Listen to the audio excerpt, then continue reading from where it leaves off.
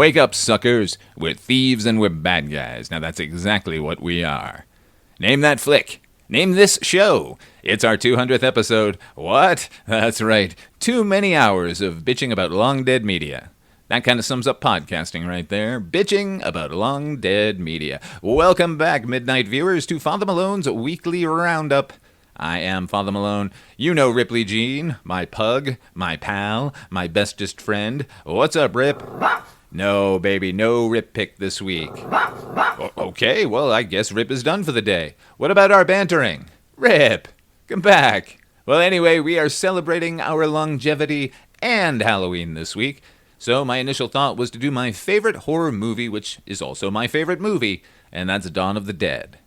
I really shouldn't have to say this, but George A. Romero's Dawn of the Dead. Monroeville Mall, Pittsburgh, Pennsylvania. It's where that quote was from, the Thieves and Bad Guys quote. It's the movie that made me want to understand movies. I was young enough to feel the emotions it was pulling me toward, but no understanding as to how, and I needed to know how.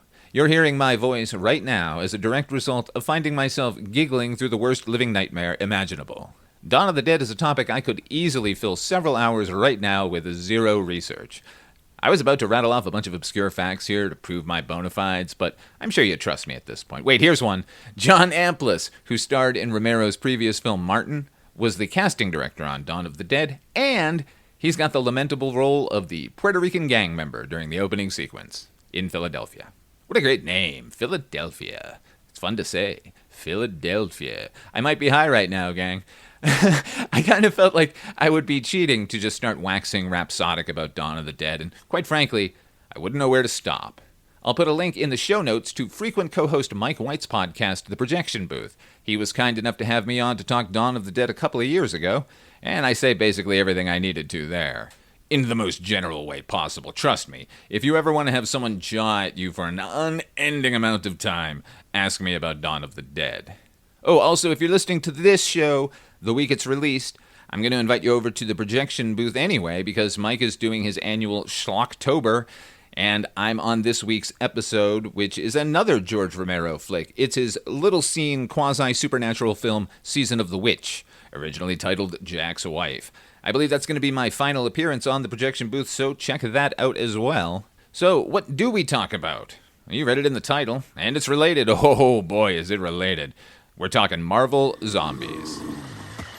Let's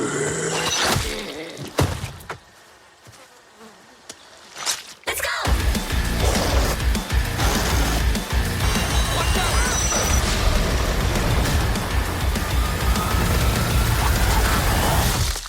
Is there a virus infecting your system? All the Avengers are dead. And they're coming for us. All right, we got a world to save.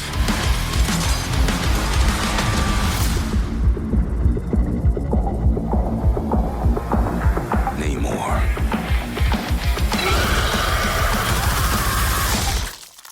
Shit. Oh my God!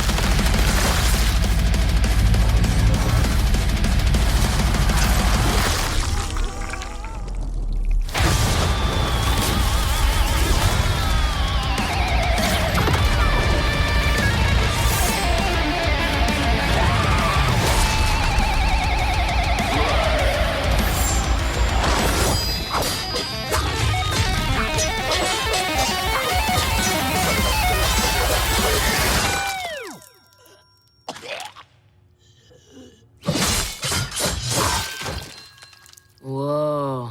That's how you do that then. Wow.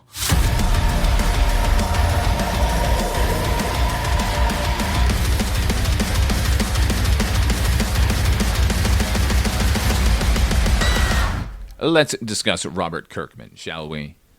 Not really a creator so much as an innovator. Kind of like Dave Filoni for Lucasfilm. If Dave Filoni, handpicked by George Lucas to continue the saga and lore of the universe that he'd created, chose instead to create his own parallel universe with techno knights with laser swords battling against enemy troops in white armor.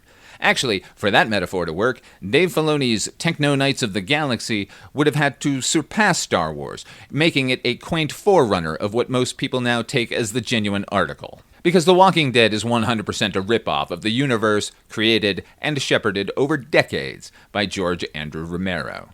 I don't care that Greg Nicotero was in charge of effects and eventually became a producer. I don't care if there are tips of the hat or homage to the original trilogy. I wouldn't care if the ghost of George Romero himself appeared to me and told me he was cool with it, because I'm not. I'm glad that show has employed and continues to employ hundreds of skilled creatives. May Bub smile benevolently upon you, but fuck that guy, and fuck his comic book. Even Invincible, while not being a direct ripoff of anything, is an in general ripoff of everything. He's like Tarantino. Just grab the bits you like and now it's yours. I hate-read that entire run of Walking Dead. I don't even like his artwork. You know, back in the 80s, there was another zombie comic. It was called Dead World, about a misfit band of young adults on the road trying to avoid zombie hordes. And it was great. And it was respectful because it was cosmic. They had fully coherent zombies that were inhabited by this Lovecraftian horror from beyond the stars, so on the same playground, but not making castles in some other kid's sandbox. Back in 2005, as the entire world was waking up to the zombie phenomenon, someone at Marvel had the bright idea to do a miniseries with undead superheroes. So they called Carlos Mencia, and he delivered 2 5-issue runs that began in an alternate universe, let's just call it the zombie universe, where a virus has spread throughout the world that turns humans into zombies and superheroes into zombified versions of themselves that retain their character and consciousness and all of their powers. Except healing, obviously. The source of the virus is never given, which I admire. I said the humans turn into zombies. Well, there aren't a ton of those because the super zombies have pretty much munched their way through the entire population of Earth and now spend their days hunting down whichever hero has yet to succumb. It was a fairly standard riff on the What If comics with a decidedly darker bent. Admittedly, it was difficult watching Captain America eat the Silver Surfer. But it had a cool open ending where all the remaining zombie heroes attack and devour Galactus and then spread out to the stars to find more food. It became an erratically released series after that, with the last issues back in 2018. I think that was Zombies Assemble. Putting Kirkman and my feelings for him aside for a moment, after all, he was an independent contractor and only wrote the first 10. Since, there have been a cavalcade of talented writers and artists attached to the series, and they've gone in truly interesting directions with it. In fact, the comic book series manages to elude the main problem with any zombie piece of entertainment, Romero included. In any empty world movie or TV show, set here in our world, not on some distant galaxy, after the initial crush of the zombie outbreak, all hope goes out the window. Maybe not right away, you can cheat it for a while, but a world where zombies can't be cured or the phenomenon can't be stopped is no longer a world for humans, and they will never be secure until they're all eaten or zombies themselves. It's just a succession of Pyrrhic victories. It took Romero until Day of the Dead to figure out he was on the zombies side all along, but he got there. Back in 2021, Marvel introduced an animated season of What If storylines.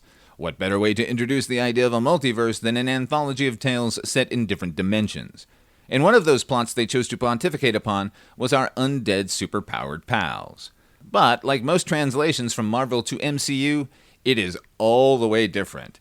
In fact, the What If animated episodes are based on the films and not the comics at all, which is appropriate. So, what if zombies had the virus starting in the quantum realm and released by Hank Pym when Janet Van Dyne comes back with a penchant for human flesh?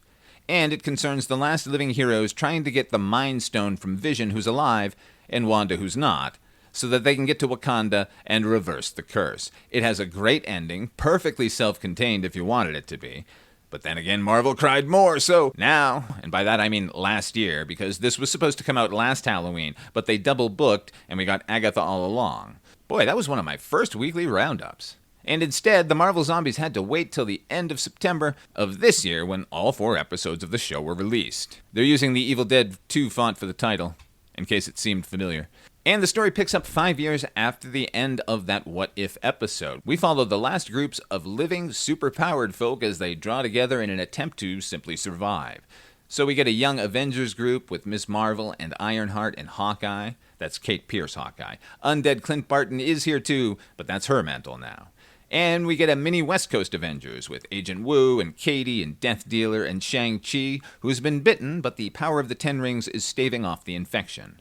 And along the way we get Baron Zemo and US Agent and Valkyrie and the Abomination. And yeah, Thor and Rocket and Groot and Spider-Man show up, as well as Captain America. And the return of recent go-to boogeyman, the Scarlet Witch. But what struck me overall was how goddamn capable this so-called B-team of Marvel heroes is, and how fucking watchable they all are interacting with one another. And given how long it's been since we've seen some of these characters, it was a welcome reminder how much I do like them. Where the fuck is the next Shang-Chi flick? We've had Trevor Slattery return before we had Shang-Chi show back up. Speaking of waiting fucking endlessly, we get Blade in this show. So far, we've only had his voice at the end of the Eternals. That was Mahershala Ali's voice, and since this is an all-vocal performance, they got an actor named Todd Williams to play Blade. Way to keep everything simple and easy to follow, Kevin. Because of those endless delays on Blade's feature debut, I don't think they've nailed down his character design yet, because we don't really get Blade here at all. We get Blade Knight. Remember Moon Knight? Well, Mark Spector's dead here, and Khonshu has bonded with Blade, so he's a Daywalker Egyptian deity. That's some pretty fucking high-concept shit right there. But it also shrouds him in Moon Knight's white cloaks, which is pretty badass on him. Each of the episodes, while dealing with the main plot overall, are wildly different in tone and approach, with the first the most overt horror. Maybe I was watching it alone at 2 a.m., but there's some creepy fucking stuff they do in it, and I legitimately jumped once. The second episode is more action, a la Mad Max with the West Coast team, and it all ends with an undead, cosmic, mystical reboot of Endgame. That sounds potentially awful. It's not. I found a lot of the same excitement present here. Look, the dialogue is tin-eared at best, but the images are so goddamn strong, and a lot of where this plot goes and where it ends up are fairly innovative for a zombie flick. Oh yeah, 4 episodes, 4 half hours. That's what you call a movie.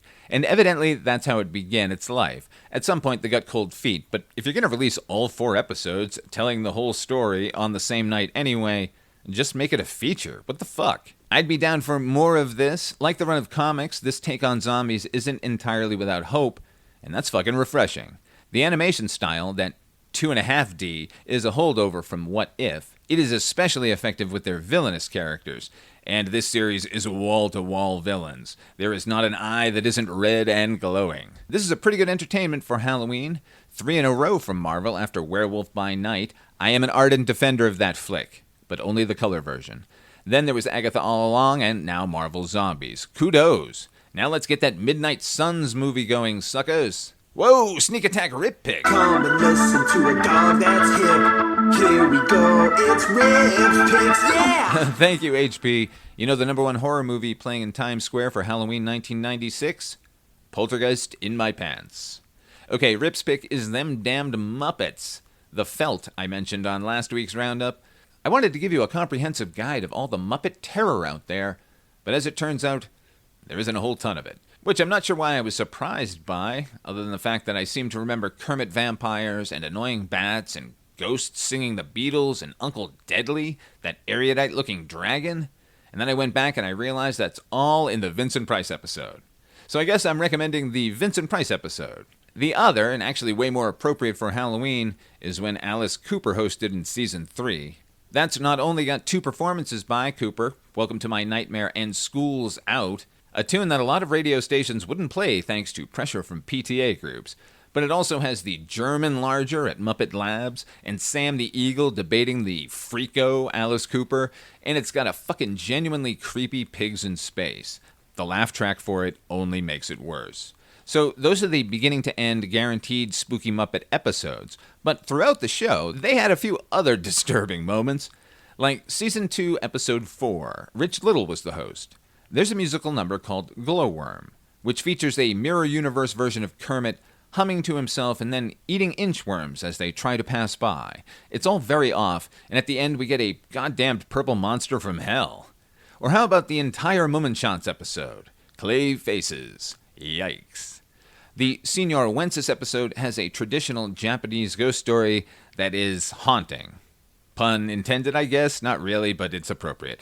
There are others, but the one I'd like to highlight, and we'll probably go out on this, is an episode hosted by Marissa Berenson. The song is You're Always Welcome at Our House, which she sings while dressed in a baby doll dress and skipping around the room, where everything she's describing is acted out by some fucking oddballs from the Muppet Workshop. Basically, she tells the tale of everyone who stops by her home and what her demented family of cannibals do to their guests. Boy, they don't make children's entertainment quite like they used to. But I think I'm going to go out now and find some more. Okay, listen up. This Friday, Yautja Fest continues with Predator, Killer of Killers. Next Friday, Yautja Fest concludes, for now, with Predator Badlands. With that shift in the schedule, that means next week at this time, we'll have the latest episode of Tales from the Dark Side, and we might actually have the following episode of Tales the following Monday after, if that makes sense. Basically, we'll still have shows Monday and Friday for the next 2 weeks, but Ripley and I are taking a brief hiatus. To sleep, I'm not going to lie, I'm totally fucking exhausted. And we've got even more changes coming later in the year, and definitely in the new year. Exciting doings will be transpiring.